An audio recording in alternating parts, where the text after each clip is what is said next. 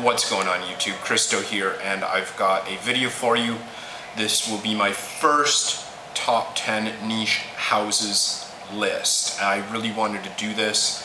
I did my top 10 designer houses year and a half ago or so, and I don't know, I'm just not quite ready to update it, so I wanted to do my first niche list. And I think it's taken me a while, but I think because it's just something I've only been into in the last couple years, where I live there's very limited accessibility, which I'll talk about in a few minutes, but I do feel now that I have had enough exposure from enough houses to put together what I think is a solid list. I didn't rush it or put any in that I felt, you know, didn't deserve to be there. So a few things I want to talk about before I get into the list. First thing, what is niche? A lot of people talk about what is niche, and they argue about it, often very childishly, but, and you know, that's the thing, it's a very loose term, and that seems to have been very bastardized by the fragrance community. Now, niche literally means for a very specific or very small market, and you know, that's another thing. You know, how do you interpret that? Do you interpret that by, you know, the uniqueness or how odd a fragrance is, or do you define that by fragrance being very expensive, therefore only affordable to a small amount of people?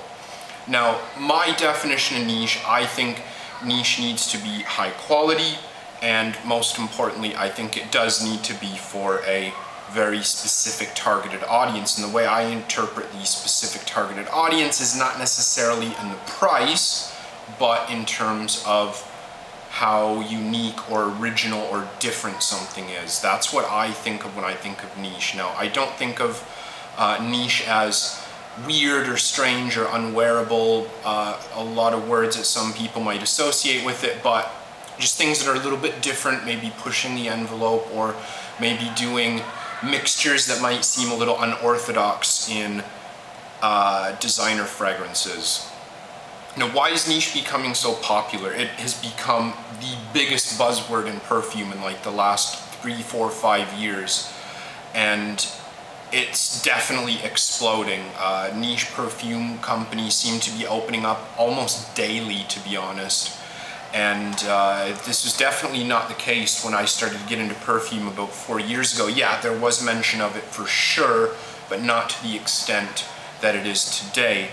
I think like the reason that I'm getting into it now is the same as a lot of people. We're just kind of getting sick and bored and tired of what the designer game is doing, with releasing one fragrance and then just doing endless versions of it. You do your standard for him, and then you do an extreme, and then you do a sport, and then you do a noir or a black, and then you do, you know, a pure parfum edition or something, and just getting really sick of just making slight alterations and just reselling it again and again and again.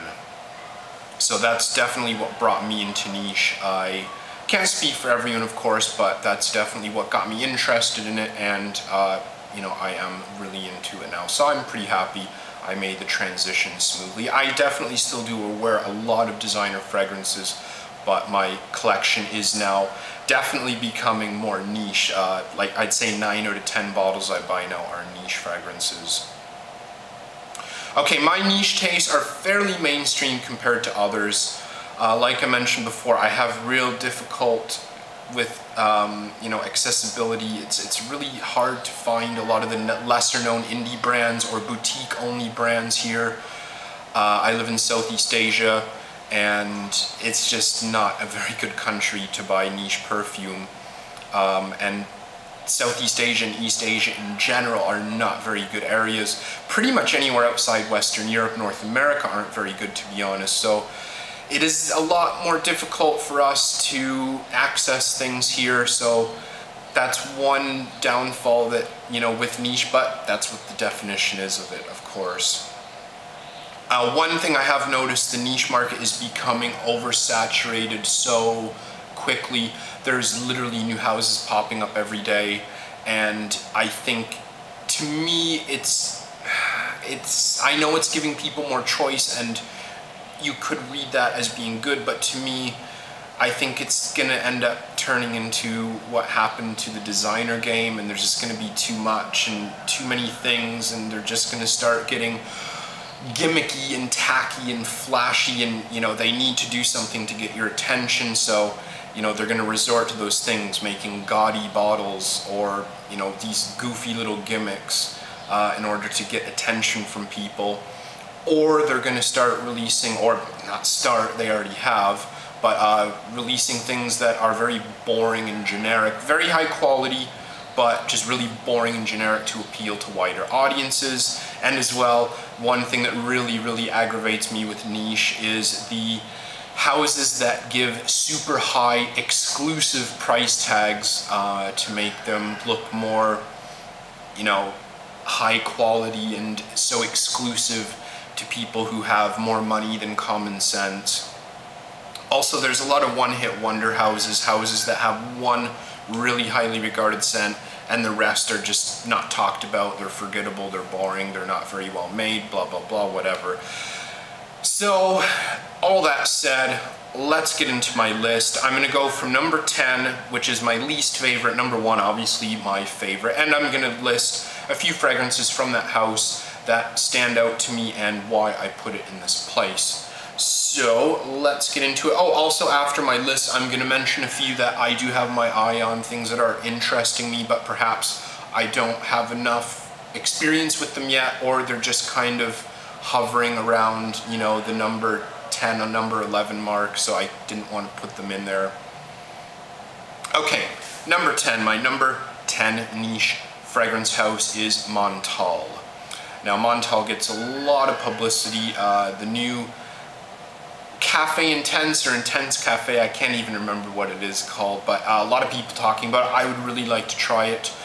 My problem with Montel is that they make way too many perfumes. I think I worked it out to like over 10 fragrances a year that they release, and you can definitely tell in the quality very often. They do seem to be very simple and very similar to other fragrances from the Montel house. They'll have similar accords just with a couple notes added in, especially the oud line. A lot of people complain about the repetitiveness and the, you know, similarities between a lot of the oud fragrances, and I definitely agree. I have smelled it, but there is also kind of a Montel accord that you get with pretty much every Montel I've ever tried.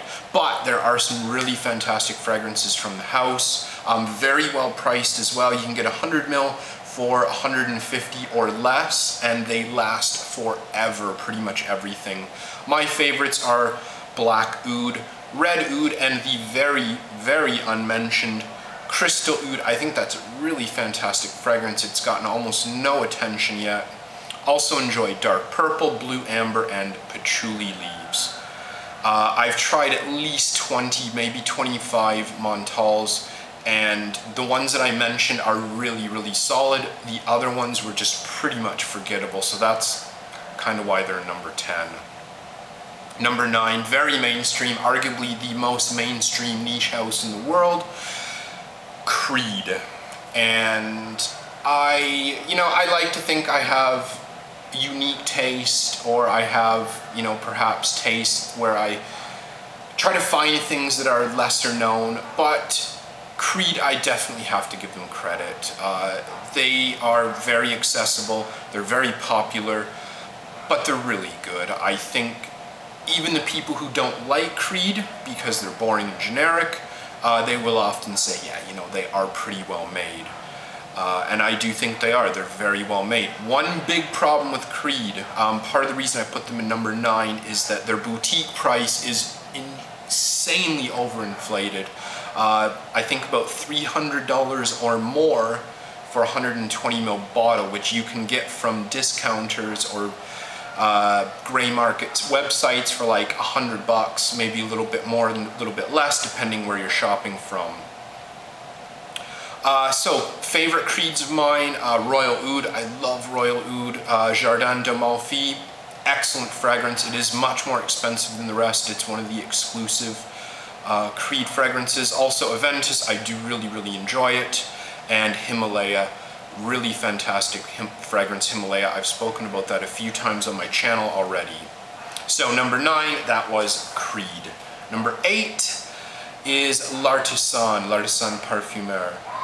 And this is a house I have been very hit and miss with. But the thing is, the fragrances that were hit were a huge hit. They are kind of in the middle for exclusivity for niche fragrance houses or more mainstream niche fragrance houses. You can find them on discount and gray market websites, but they aren't very heavily discounted.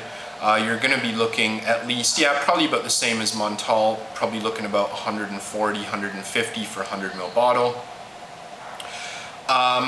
Very, very well made, and even the fragrances from L'Artisan I didn't really like. I will definitely admit they were very well made. Now, my personal favorites from this house, Voyeur de Rose is one of my favorite rose fragrances ever. Passage d'Enfer, which is a really nice, smoky, soapy fragrance. Ananas Fizz, and Timbuktu. Number 7, a lot of buzz, so much buzz about this house recently in the community and online in Facebook groups and whatnot. Tom Ford. I really, really enjoy a lot of the private blend fragrances. My big problem with them is they are so overpriced, insanely overpriced. I've read a few places and heard from a few people that Tom Ford actually uses almost all synthetics, and kind of compared to the quality of fragrance, I don't mean the actual artistry of it, but the actual quality and pricing of the ingredients used compared to the retail price is just so overly inflated. And Tom Ford has just recently announced another price hike, so they're going to be about $300 for 100ml. And I think the thing is that does save the Tom Ford private blend line is that they are very well done. They do use a lot of very obvious synthetics in their fragrances, and synthetics aren't always bad, but they're just so overpriced. And I know a lot of people that are saying they will not buy Tom Ford private blends anymore just because it's getting out of control how much the prices are going up seemingly every year now. Favorites from the house for me are Noir de Noir, Japan Noir, Moss Breche, and Amber Absolute. Very, very well done fragrances, but the price tags are just getting out of this world.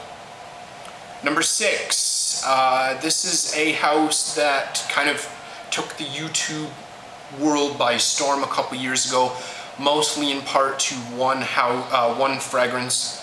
This is Nasato in number 6, and everyone who has watched any YouTube reviewer or read any online blog or from any database site will know Black Afghano. It was kind of this anomaly that this pretty obscure niche house just got totally exploded by one fragrance, Black Afghano. And basically because of that Black Afghano, the price of it has become inflated.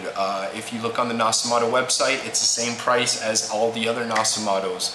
But when you look on the online websites, online boutique sites like Lucky Scent, the perfume shop, it is actually $20, $30 more expensive than the others, solely just because of the demand for it. It's kind of got this mythological proportion to it as well. It is a really fantastic fragrance, and it probably is my favorite from the house. So my favorites from Nasato, Black Afghano. I love it. A lot of people hate it. I do love it though. I also really enjoy Pardon, Absinthe, and Hindu Grass as well. So those are my favorites from the Nasato house. Number 5, this one a little closer to home for me. Number 5 is a fragrance house that really shocked me, really surprised me when I tried not just the first fragrance, but the second and third and fourth. I was just repeatedly stunned by how high quality these fragrances were, and they were coming from someone of very humble roots. Number 5 is Kerosene. Kerosene is a fellow, or was a fellow, YouTube reviewer, and I'm very proud to have actually been a contemporary of his for a little while. I even keep in touch with John a little bit, but just what a great house. I initially bought Root Elements to support the cause, and when it arrived in the mail, I was just blown away by it. I couldn't believe how good it was. And John contacted me and offered to send me 4 free samples of his next 5 or 6 fragrances, and they got to me and I was really impressed by almost all of them. The only thing I'm not big on is Creature, but I don't like mint, so that's part of the reason why. What a great fragrance house, and it's just growing, and that's really, really cool to see. He's still pumping out fragrances. I was a bit concerned before I got to try my sample pack that he might be overdoing it, you know, kind of rushing things, but when I tried them, I was so impressed. Favorites from the house, yeah, Root Elements, fantastic fragrance. Fields of Rubus, wow, that is amazing. Just one of the best patchouli, sweet patchoulis I've ever tried, ever. Also Copper Skies. Copper Skies just blew me away. I was really lost for words when I tried it. I'd never smelled anything quite like it before. So yeah, good work, John. Very, very great fragrance house you've got going. Number 4, this one is very high class fragrance house, and I don't get to wear it much, but what they do is incredible, or what he does is incredible. Number 4 is Maison Francis Kurdian. And I'm very, very lucky that this is one of the few niche boutiques that we do have in Jakarta. And I go there every couple months. I'll buy a bottle now and again, but I will go and just test things out. And wow, very, very impressed. So high quality. In fact, maybe a little bit too high quality for me. I'm an English teacher, so I don't really get to utilize, you know, really high-class fragrances. You know, I'm married and I've got a kid. I don't really go to black tie affairs that often, if you know what I mean. But the quality is very, very apparent. The last few fragrances, I don't know, I've been a bit unimpressed by them. Amorous, the Oud, and the 3 Oud Mood fragrances, was not very impressed by any of those. But the older ones, Lumiere Noir, amazing, amazing, amazing fragrance. Aqua Universally, and the Fort version. Also, Apalm, Absolute Pour Le Soir, really good and pretty reasonable as well for quality. You're looking about $2 per mil there. Number 3. Now number 3 I've kind of had a bit of a falling out with recently, but the thing is, what I do love from this house keeps it in a solid 3rd position. It's going to take a lot to knock it out of there, I think, but you never know. Number 3 is Le Labo. Now, I really lucked out, really, really lucked out. The first 3 fragrances I tried from Le Labo still stand as 3 of my favorites. Even ranking in my all-time favorites even.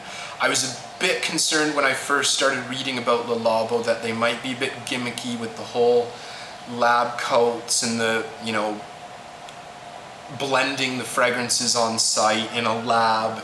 And, you know, I was really worried it was going to be a cheesy, gimmicky thing like the blood concept. And I finally got to sample a few things and I was really, really impressed. My favorites being Rose 31, that is amazing. Bay Rose 26, just one of the best rose fragrances ever made in my opinion. Lys 41, one of the newer floral fragrances from the house. My first actual bottle of Le Labo Santal 33, that stuff is amazing. Oud 27, it's strange and I like it. I don't wear it a lot, but I appreciate it. And Vetiver 46, that is a really fantastic fragrance. The last 3 or 4 I haven't been overly impressed with. Bergamot 22, I didn't find that great. Patchouli 24, just not really quite my taste. And what was it, Neroli 36, just not a very interesting fragrance. But the ones I mentioned, just so great, they keep it in 3rd place. Number 1 and number 2, I love both of these houses so much. And if you're familiar with my taste, you might have guessed, well, you probably guessed number 1. Number 2, you probably by deduction, you've guessed it. My number 2 niche fragrance house is Serge Lutens. I love this house so much. There are very few fragrances from the extensive Serge Lutens catalog that I'm not actually interested in. Just everything just looks so unique and so strange and, you know, so appealing to me. Very modestly priced as well. You're looking a little under $2 per mil, and they are very high quality. They last and project for the most part for quite a long time. So to me, it's very worth the money. I really like the presentation as well. Some of my favorites from Serge Lutens are Un Bois Vanille, Jeu de Peau, Fumerie Turque, Miel de Bois, Ambre Sultan, and Chergui. And the thing with Serge Lutens, there's so many fragrances. Unfortunately, a lot of them are exclusives to Paris, and I believe a few shops in the United States, and a lot of those just sound so amazing. I just wish I could try more of them, plain and simple. What a great house, just, you know, strange, interesting, envelope-pushing fragrances. Definitely my number two with a bullet. Number one, you probably know what it is if you follow my channel. I'm not going to dance around it. Comme des Garçons. Comme des Garçons is, to me, the absolute definition of niche perfumery, which is funny because a lot of people think because they do make some clothing that it is a designer house. And it's, yeah, they do make clothing, but it's not a designer house. Plain and simple, their perfume at least. And it also strikes me as funny because the same people will call Hermès a niche line, but Hermès make very accessible clothing, or, you know, the Chanel exclusives and whatnot. They obviously make clothing, but they call them niche, but they don't call Comme des Garçons niche, whatever. It just really irritates me. Anyways, Comme des Garçons is the absolute epitome of avant-garde perfumery, and they're very famous for using very strange, high-quality synthetics. Like I mentioned before, synthetics kind of get a bad rap. People think, oh, perfume, it's synthetic, it smells bad, ooh, it smells so synthetic. But the thing is, actually, most perfumes do use synthetics. Even very high-quality fragrances use synthetics. It just depends on the quality of them. That's the problem. And Comme des Garçons are very good, very high quality. They use some of the most ingenious perfumers as well. I just love everything I've tried from Comme des Garçons, quite literally as well. I don't think I can think of a bad fragrance from the house. A few of the newer ones I haven't tried yet.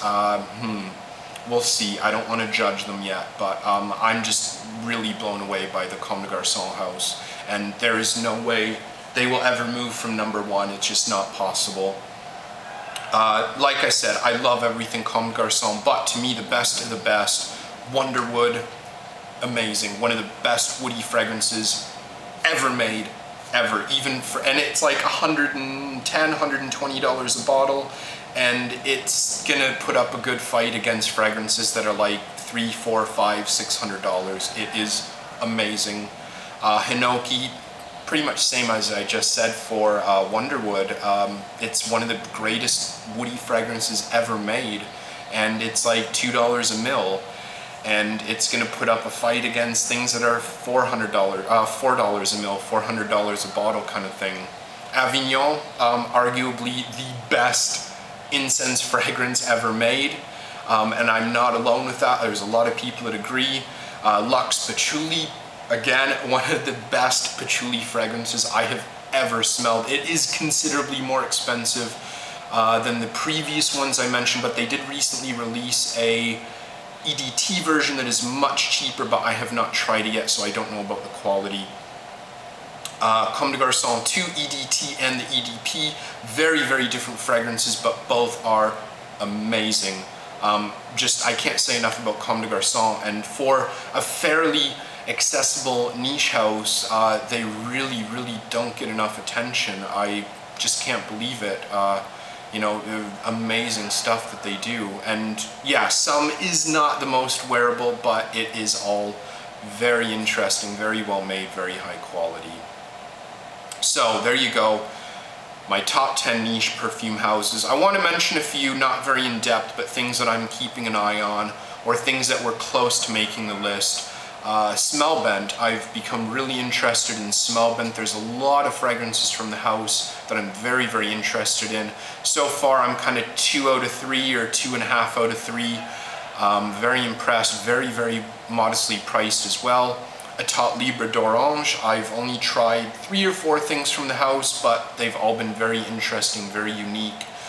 Bond, there's a lot of split on Bond. A lot of people love it, a lot of people hate it. I'm kind of in the middle. They're very overpriced at retail, definitely, but I think there are some really, really solid Bond No. 9 fragrances. And as well, the Chanel Exclusives line, I do consider them niche, or many people would consider them niche. I'll group them in there. Very, very high quality, but the thing is, I just have very little access to them. I have tried all of them at least once, maybe twice. I just don't own any, and they're just so hard to get here. So hopefully, maybe in the future, they'll make an updated list. So there you go, finally at last. I would love to hear your comments, what you think, what your top 10, top 5, top 3 are, what your input is on my list, what you think of them, and definitely I really want to get some feedback on Comme des Garçons. I really, really want to hear what you guys think, if you're aware of it, if you like them, if you don't like them, etc. So, thank you for watching. Glad to finally have done my top 10 niche house list. I'll see you again soon.